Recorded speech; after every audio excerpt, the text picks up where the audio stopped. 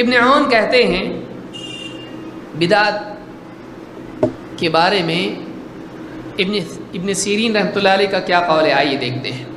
ابن عون کہتے ہیں کان محمد ابن سیرین کان محمد ابن سیرین یرا ان اسرع الناس ردتا اہل الاہواء۔ ابن عون کہتے ہیں کہ محمد ابن سیرین کی رائے یہ تھی، محمد ابن سیرین کے نزدیک یہ بات مسلم تھی کہ ان اسرع الناس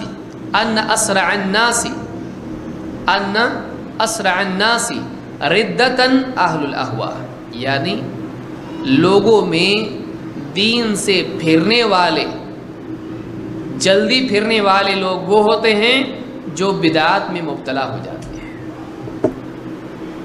جو لوگ بدعات میں مبتلا ہو جاتے ہیں وہ لوگ دین سے پھرنا بہت زیادہ پاسبلٹی ان کی ہوتی ہے، اور آپ یقین مانیں یہ 100% درست ہے۔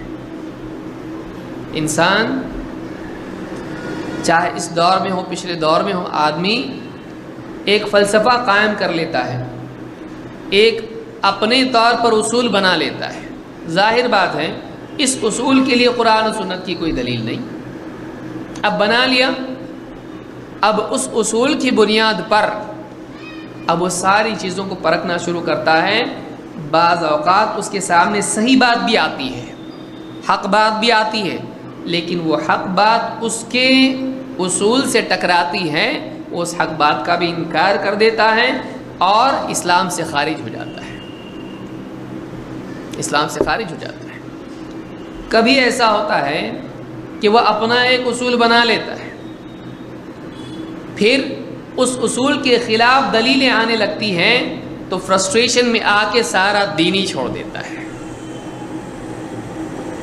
مثال کے طور پر کوئی آدمی اصول بنا لے کہ سائنس اور عقل کے خلاف کوئی چیز اگر سامنے آتی ہے تو نہیں ماننا چاہیے، حالانکہ سائنس کوئی پیمانہ نہیں ہے، سائنس جو ہے بدلتا رہتا ہے، دور کے اعتبار سے نئی نئی ترقیاں سامنے آتی رہتی ہیں، نئی تحقیقات سامنے آتی ہیں۔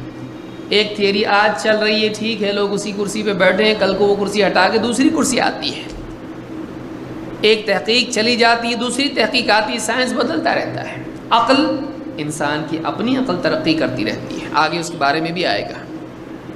اب انسان نے اصول بنا لیا، اب اس اصول پر اس کے سامنے کوئی حدیث آتی ہے، آدمی کیا کرتا ہے، حدیث نبی کی بات نہیں مانوں گا ایسا نہیں بولتا ہے، کیا کہتا ہے، یہ حدیث نہیں ہو سکتی۔ کیوں؟ ہمارے نبی سائنس کے خلاف نہیں بول سکتے، کیونکہ ساری کائنات کو اللہ نے بنایا، سائنس کو اللہ نے پیدا کیا، ہمارے نبی اللہ سے ہٹ کے تھوڑی بولیں گے، تو یہ حدیث نبی کی نہیں ہو سکتی، حدیثوں کو چھوڑنے لگتا ہے۔ کیوں؟ سائنس شریف کی وجہ سے حدیث شریف کا ترک کرتا ہے۔ لیکن کبھی ایسا ہوتا ہے کہ پھر قرآن کی آیت بھی اسی سامنے کوئی آتی ہے جو سائنس کی کسی بات کے خلاف دکھائی دے۔ اب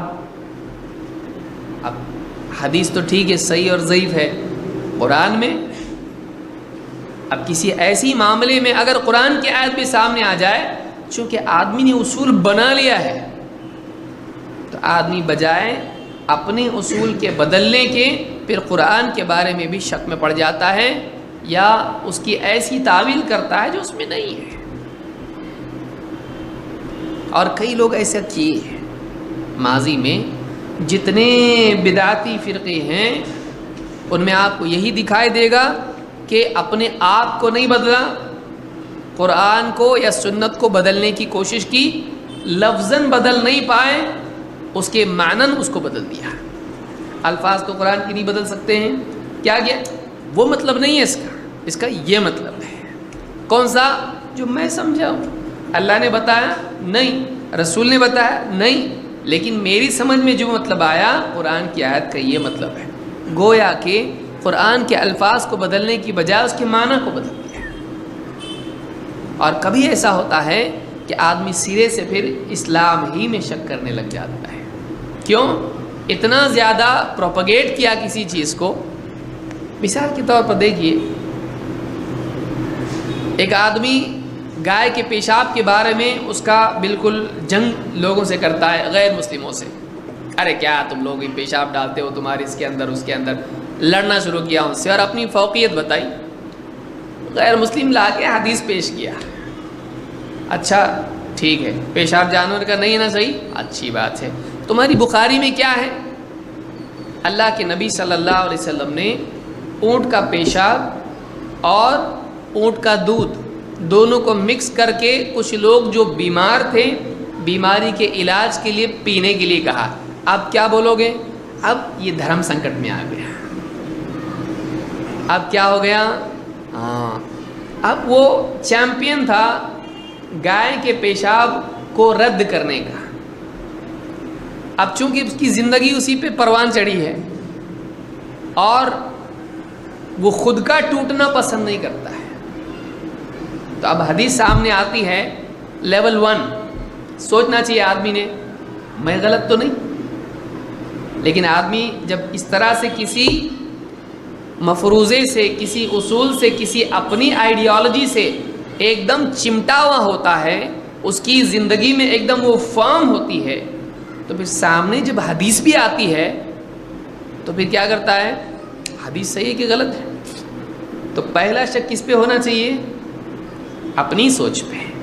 لیکن پہلا شک کس پہ کرتا ہے؟ حدیث پہ. بلکہ بعض اوقات حدیث کو ہی ماننے سے انکار کر دیتا ہے. پھر امام بخاری کے بارے میں بتا، انسان ہی تو غلطی ہو سکتی ہے.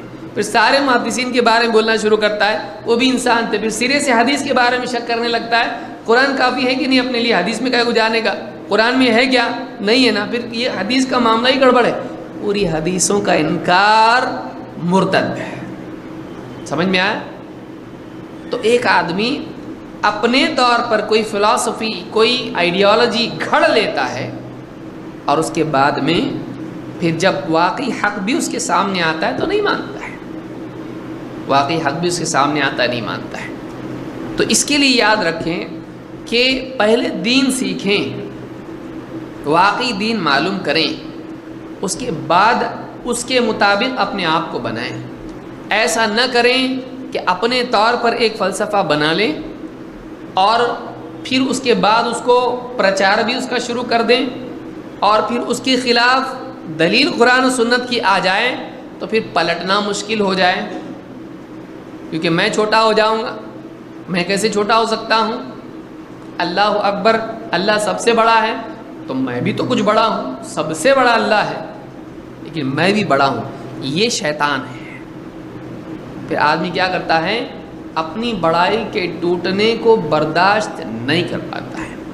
جو آدمی اپنی بڑائی کے ٹوٹنے کو برداشت نہ کر پائے، ابھی تک اس کی توحید صحیح نہیں ہوئی.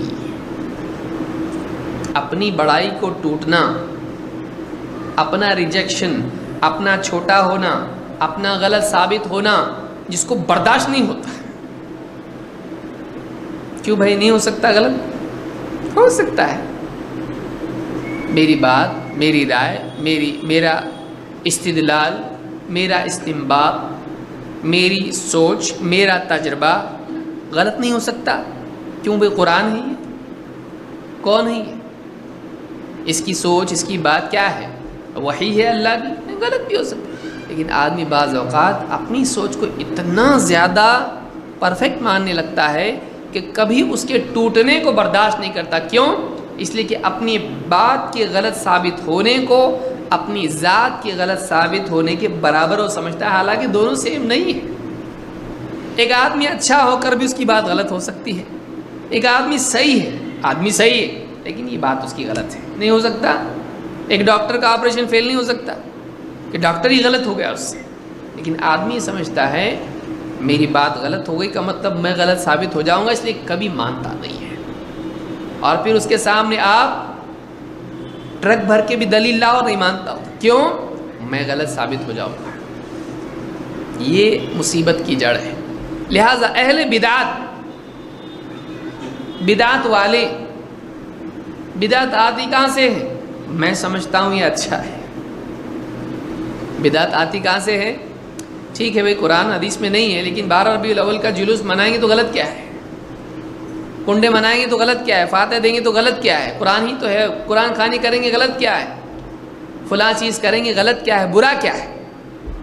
آدمی اپنے طور پر ایک چیز کو اچھا قرار دیتا ہے اور اس کو دین میں شامل کرتا ہے، اس میں اس کی اپنی شخصیت کا دخل ہوتا ہے۔